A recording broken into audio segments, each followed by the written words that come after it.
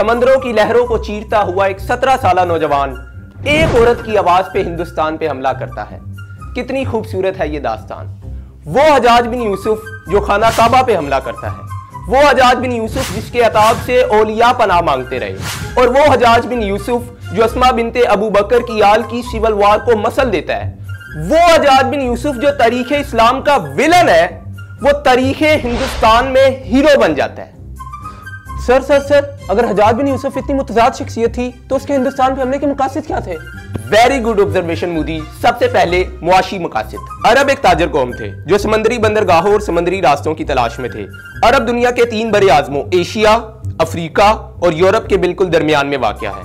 ताजर लोग Roman empire से दरियाए रोम से दरियाए कल्जम, फिर यमन, ओमान, बहरा फारस, मुंबई, मशरिक बईद, चाइना, मशरिक वुस्ता और फिर सल्तनत फारिस से होते हुए वापस बहरा रोम आते। इस सारी तजारत का महवर था जजीरा अरब, जिसके तीनों तरफ समंदर था।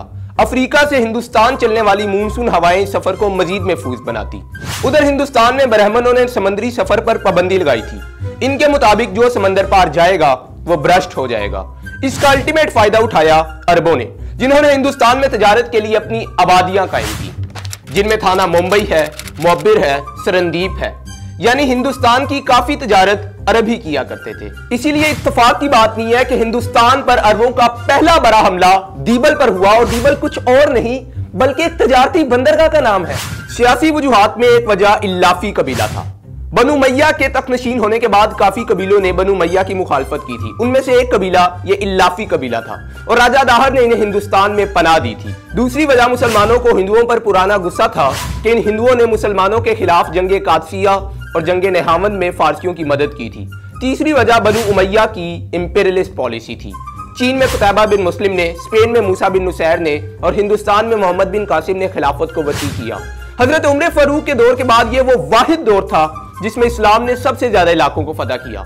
ये वजूहात उन चंद वजूहात में से हैं जिसकी वजह से अरबों ने हिंदुस्तान पर हमले को मजीद बेचैन कर दिया था। लेकिन अगर मेरे से पूछा जाए तो मेरे पास एक और वजूहात है, और वो है हज्जाज बिन यूसुफ की अपनी जात। जब मूसा बिन नुसैर ने स्पेन फतह किया तो उसे बहुत ज्यादा इज्जत मिली। उसे गवर्नर मगरिब माना जाने लगा।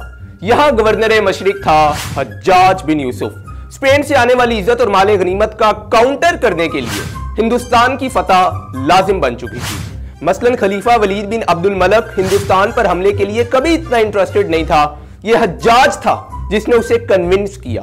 तीसरी सतह पर है जुग्राफियाई वजह। मकरान और करमान के सूबों की फतह के बाद अब यह सुनहरा मौका था सिंध को फतह करने का। उस सिंध को जिस पर हजरत उमर फारूक के दौर से हमले किए जा रहे थे, क्योंकि अभी जमीनी कुमक भेजना भी ज्यादा आसान था।